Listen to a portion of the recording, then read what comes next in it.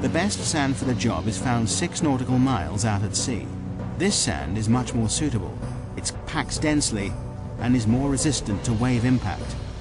They will dredge sand from the Gulf seabed. And there is an added benefit. The dredgers will spend less time transporting the material to the construction site. In just 3 hours, a dredger travels to and from the site, scoops up the sand and sprays it into position.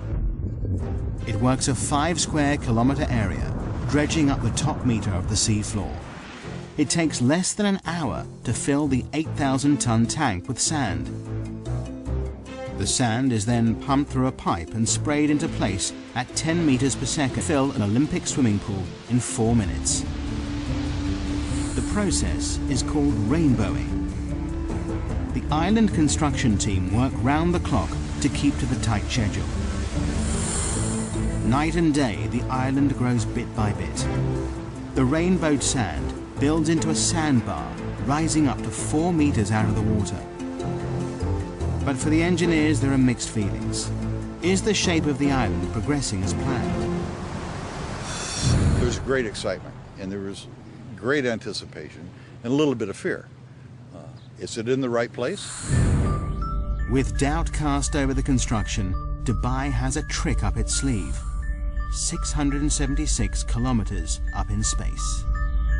Dubai has access to the only privately owned satellite in the world.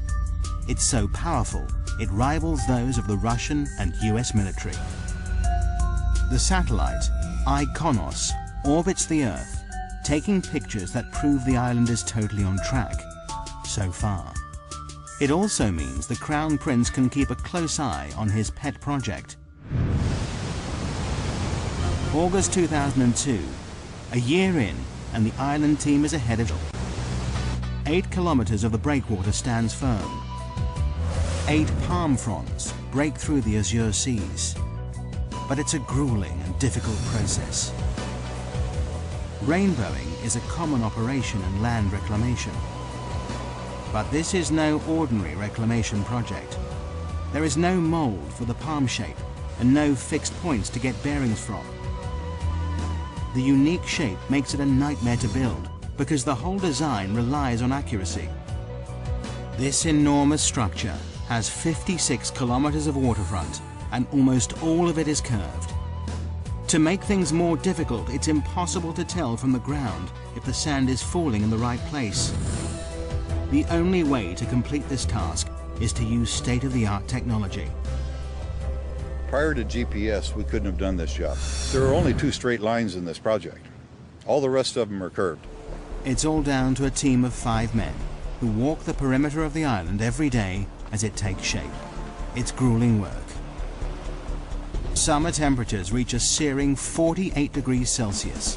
Humidity hits 95%. With heavy packs strapped to their backs, these mobile receivers create a grid reference for the island.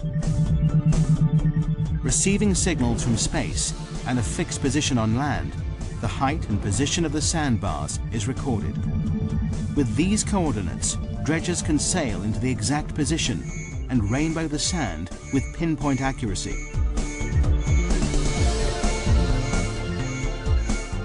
Only by using state-of-the-art GPS technology can this awesome megastructure take shape.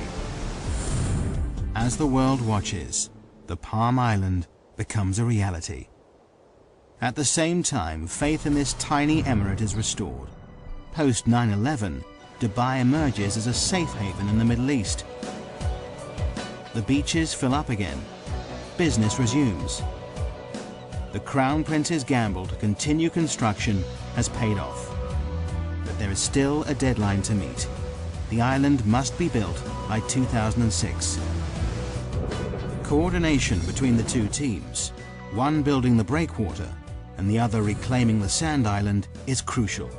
If they don't have perfect synchronicity, the whole project could be thrown into jeopardy. If the breakwater progressed too quickly, it would cut off access for the reclamation contractor. If the reclamation went too quickly, then it would be at risk for the storms. We couldn't let one get ahead of the other in any way. It's a delicate balance, But a year into the project, and incredibly, work is on schedule. Against all odds, the Palm Island rises above the waves, protected by the ever-increasing sea wall.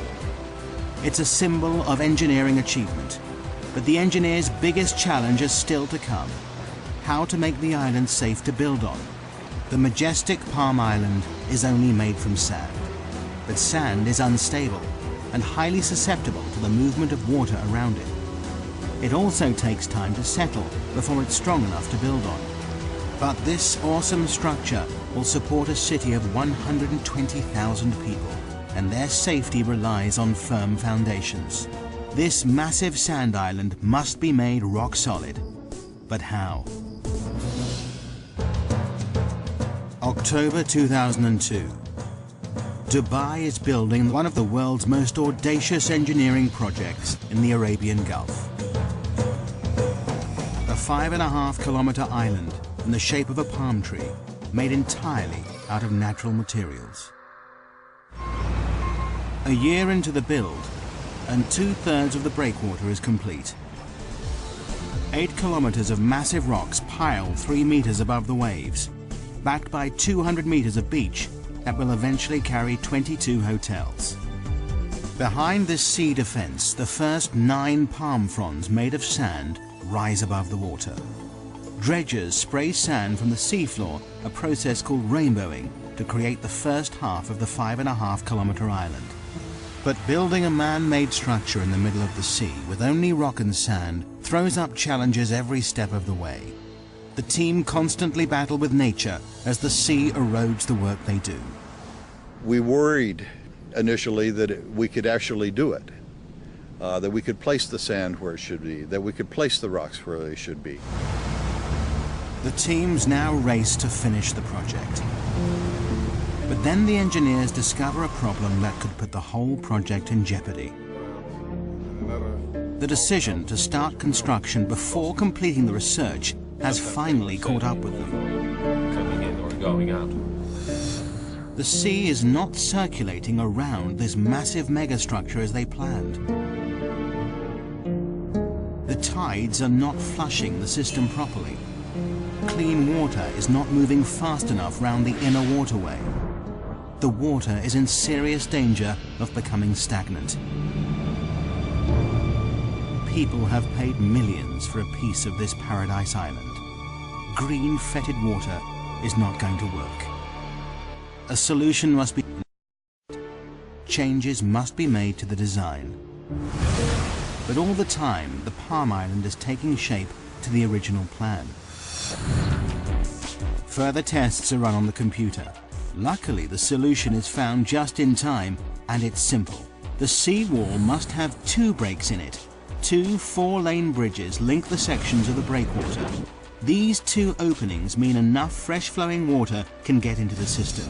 Twice a day, the tide enters the structure, pushing clean water around the fronds. Over 2 weeks, the entire waterway is replenished. But there is air it may return. Environmentalists now test the water every day to check that the system is working. The return of algae and stagnant water is something they can't allow. With the water quality assured, the project is back on track. Teams race to finish the structure. 7 dredgers rainbow the sand, creating the last few palm fronds. Floating cranes lift the final rocks into place. By August 2003, the breakwater is complete. An awesome 5.5 million cubic meters of rock now holds back the full force of the sea. 2 months later,